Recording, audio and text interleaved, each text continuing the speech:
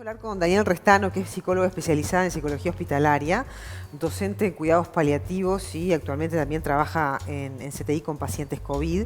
Es brasilera, pero vive aquí ya hace unos cuantos años, 20 años que lleva trabajando en la salud de nuestro país. Daniel, te estamos saludando. Daniele. Daniele, ¿sí? Daniele. Buen día, Pero a buen ver, día para todos. ¿cómo estás? ¿Daniel o Daniele? Daniele, porque... Daniele, Daniele. Daniele. Está, Daniele, porque sí, podía pronunciarse Daniel, ¿no? Bueno, sí, bueno, estábamos hablando acá de las situaciones complicadas que se están viviendo a nivel de estrés, ¿no?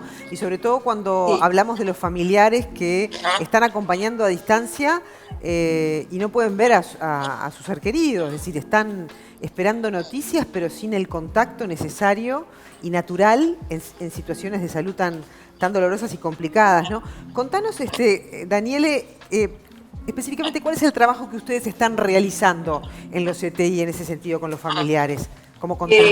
En el caso de CTI que yo trabajo, y creo que la mayoría de los CTIs, nosotros nos estamos dividiendo en tres aportes. Uno, como el paciente que está internado en una internación en cuidados intermedios, en CTI, porque en CTI, por suerte, no es el 100% de los pacientes que están intubados, tienen una mayor asistencia ventilatoria, pero no todos están intubados, y con esos pacientes nosotros hacemos un seguimiento y un apoyo para conocer un poquito la historia de ese paciente, quién es el paciente por detrás del COVID, intentar humanizar, que las personas que entremos, que ellos sepan, que reconozcan por la voz, y no ser solamente máscaras que entran y gente con todo ahí, para poder humanizar un poquito esa internación, y sabiendo que nosotros tenemos un peso mucho mayor que en otras internaciones que tiene un acompañamiento familiar, que nosotros somos los que estamos acompañando. Entonces todo el personal que entra a tener como una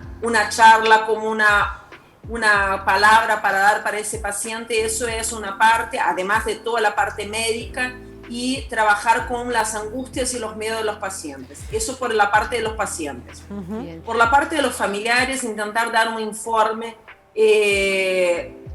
diario, dar la posibilidad que esos familiares puedan hablar, aunque sea por vía telefónica o por videollamada con los pacientes, incluso como aquellos pacientes que están intubados, nosotros le damos la posibilidad de hablar con ese paciente, de poder darle palabras de aliento, decir cosas que muchas veces son importantes. Las culpas, yo todavía sigo viendo mucho eso con los familiares, que se sienten muchas veces culpabilizados por haber contagiado, que en realidad no hay culpables y inocentes. Yo creo que nadie quiere contagiar a un familiar por COVID, entonces muchas veces cuidándonos, y nosotros no sabemos muy bien cómo se contagió.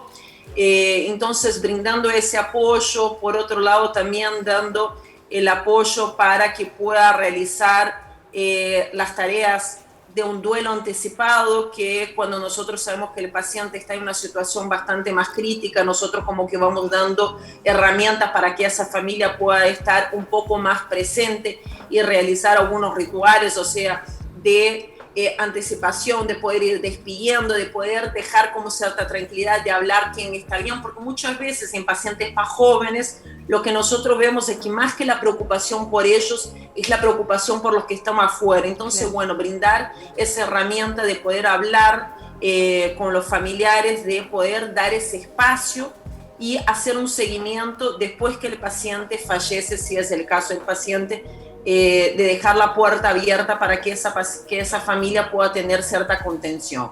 Y por otro lado, no menos importante, también estamos intentando con todo el equipo trabajar con lo que somos enfermería, con los médicos que están trabajando ahí, que obviamente están con desgaste ya por burnout y estrés por empatía. Ajá. En ese sentido, hace anunciado en estas horas asistencia psicológica para el personal de la salud en todos los CTI de ACE. ¿Te parece que esa medida puede ayudar a descomprimir precisamente estas situaciones de estrés emocional? ¿Cómo te parece que se debería implementar este trabajo? A ver, no hay nada ideal, porque estamos lidiando con una situación que es completamente atípica, y es como bien hablaron anteriormente.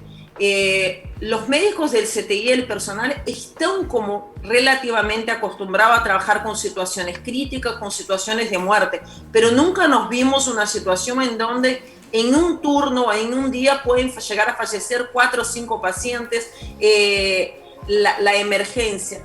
Y lo que nosotros vemos muchas veces es que por más de que nosotros brindemos afuera el apoyo psicológico y esas contenciones, muchas veces el médico o el enfermero no tiene el tiempo o es tanto el desgaste que no se da cuenta de que tiene que entrar en una otra reunión o que tiene que ir a una reunión de Zoom. Muchas veces lo que se ha visto es dar un espacio disponible dentro de los propios instituciones de salud, porque infelizmente nosotros acá en nuestro país también vemos el multiempleo, entonces es muy difícil contemplar los diferentes horarios, en qué momento pueden entrar. Esas situaciones a veces también hacen que los que más necesitan la ayuda psicológica terminen no buscando, no porque no quieren, sino porque no tienen el tiempo o por el cansancio mismo, pero es una muy buena medida empezar a dar esos espacios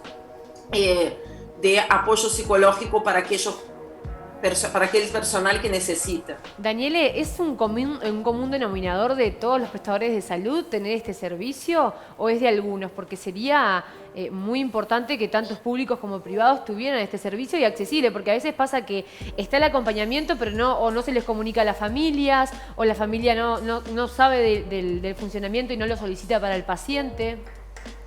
Se está haciendo, todo es muy nuevo y cada institución está haciendo lo mejor que puede con el desborde de pacientes que están teniendo, pero hasta donde yo tengo entendido, donde está funcionando mejor y desde hace más tiempo es en ACE.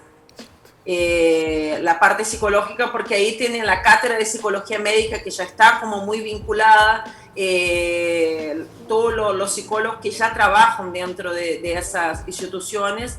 Y incluso en algunos hospitales, el Hospital Español, yo creo que están ya haciendo visitas presenciales de algunos familiares para despedidas o algunas situaciones puntuales. Tengo entendido que alguna otra institución privada también ya está haciendo eso, y creo que todas las instituciones privadas están teniendo, no de la medida ideal, porque obviamente es algo que nosotros estamos viendo sobre la marcha, pero por lo menos adentro del CTI y con los pacientes COVID sí tiene.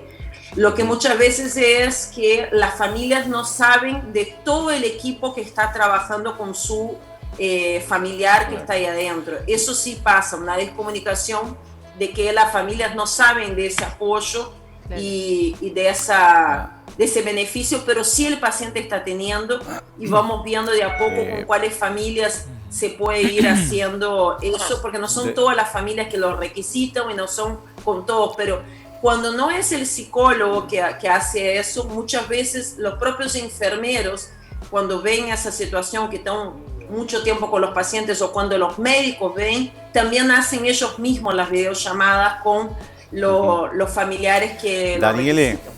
yo te quería preguntar, o sea, Sí. obviamente de todas estas crisis surgen o deberían de surgir aprendizajes. Y mi pregunta es si esto de alguna manera es un punto de quiebre o una inflexión a futuro, una vez que se resuelva la pandemia, para cambiar esa frialdad que siempre ha caracterizado el funcionamiento de los CTI, donde muchas veces los pacientes son simplemente un número de cama 1, cama 4, cama 5. ¿Pensás que esto es un aprendizaje que va a generar a futuro un cambio en el manejo más humanizado en lo que es el funcionamiento del CTI? Yo creo que es imposible pasar por esa situación y salir igual. Bien. No hay enfermero, no hay médico que haya pasado por esa situación de desesperación muchas veces de un familiar, de que tiene a su madre en un CTI y a su padre en otro CTI, porque no nos olvidemos de que es una enfermedad intrafamiliar. Entonces estamos empezando a pasar eso, y que eso no te llegue. Realmente yo veo un equipo muy humano en donde están priorizando y aprendiendo muchísimo de paliativos, de la comunicación de malas noticias, de humanizar la medicina, y obviamente la gran mayoría de los médicos aprende del personal a curar. Acá nosotros estamos en brindar la mejor calidad de vida en esa situación. Y creo que eso vino para quedarse. ¿Por qué? Porque yo estoy viendo médicos, enfermeros y todo el personal que está ahí adentro, muy humano, y obviamente con un costo eso que se va a tener que cambiar la postura para trabajar más en equipo, no tanto solitariamente, no creer que uno puede con todo, empezar a hablar de la muerte, empezar a naturalizar de vuelta situaciones que nosotros creíamos que estamos muy lejos y que sí es parte de la vida, y creo que esas situaciones son un gran aprendizaje de la pandemia. Perfecto. Y que viene para quedarse. Claro, mira, Daniele, ahora te escuchaba hablar y no sé si te enteraste de este caso en el sanatorio Cantegril de Maldonado, un paciente con COVID que se arroja desde el 4º piso, bueno, después termina falleciendo producto de los golpes, ¿no? Es una situación también de estrés y realmente yo pienso en todo el personal que estaba atendiendo a este joven hombre, ¿no? Una persona que tenía 46 años. El personal también tiene que estar preparado para este tipo de circunstancias. Claramente estamos hablando de un suicidio en medio de una pandemia, ¿no? Pero seguramente no debe ser la única situación parecida a esta que están manejando ustedes a diario, ¿no? No, hay muchos pacientes que es esa desesperación, porque aparte nosotros, por ejemplo, cuando vos entrabas en un CTI, en otra situación, un paciente oncológico, un paciente con infarto o con un accidente de tránsito, no tenía el peso social que hay hoy alrededor del COVID. Entonces, cuando vos ingresás a un CTI, ya ingresás prácticamente con una sentencia de muerte. Y no necesariamente es así, entonces genera mucha desesperación. Aparte el estar solo, el escuchar lo que se está haciendo alrededor para los pacientes que están conscientes, es muy fuerte. Entonces sostener esa parte psicológica, que muchas veces vos escuchás de señoras, de gente que te dice, te doy el número, habla con mi hijo que tiene que vender el apartamento antes de que yo me muera para que no entre en sucesión. O sea, como que hay una necesidad de resolver cosas. Habla con mi hija, habla con eso, que pesa muchísimo y que nosotros tenemos que tener muchísima tranquilidad para brindar ese espacio de validar ese miedo, de sostener esa situación, pero también tener la distancia óptima para no contaminarnos y no poder ayudar, porque nosotros tenemos que ser empáticos, pero saber de que eso es una historia del otro, porque si no, yo nunca consigo cortar, yo termino como bombardeada por esa situación y no pienso de la manera que tengo que pensar para poder ayudar a esa familia y teniendo la distancia. Claro. Es una situación bastante compleja, pero bueno, se está haciendo lo que se puede en ese momento. Daniel, muchas gracias por... Bueno, gracias a ustedes por ese espacio. Y gracias por tu trabajo tan importante. Felicitaciones. Bueno, gracias a ustedes. Porque eso último que decía recién Daniele, ¿no? El no contaminarse con la realidad que vive todos los días. Imagínate que son horas al día dedicadas a ayudar a rescatar el estado de ánimo de los pacientes que están allí adentro y de los familiares que están allí afuera esperando, ¿no? Articular las dos cosas. Qué fuerte, qué carga, ¿no? Es verdad cuando los médicos dicen, ustedes no tienen ni idea de lo que estamos viviendo cuando pasamos la puerta de los CTI, ¿no? Y muchas veces los pacientes terminales, eso que decía Daniel es tal cual, no tienen miedo de morir porque saben que la muerte está al lado, tienen miedo de dejar a los que quedan en soledad, ¿no? Eso es bien difícil de tratar. Pero la semana pasada se había hecho viral, no sé si ustedes la vieron, una imagen, creo que era en España, que habían en un hospital español habían hecho unos guantes de médico inflados, como manos, ataditos, que eran como dos manos, como si alguien te agarrara la mano. Entonces a los pacientes terminales los ponían la manito en esa mano de guante para que sintieran la contención. Más allá de esta situación, siempre hay almas humanas que trabajan en la salud y que intentan que las personas se sientan agua tibia, se ponía con agua tibia. Con agua tibia. Exacto, para que sientan como la temperatura. Como el tacto iba de una persona. Que sea similar a que le está agarrando la mano a alguien o a algún ser querido.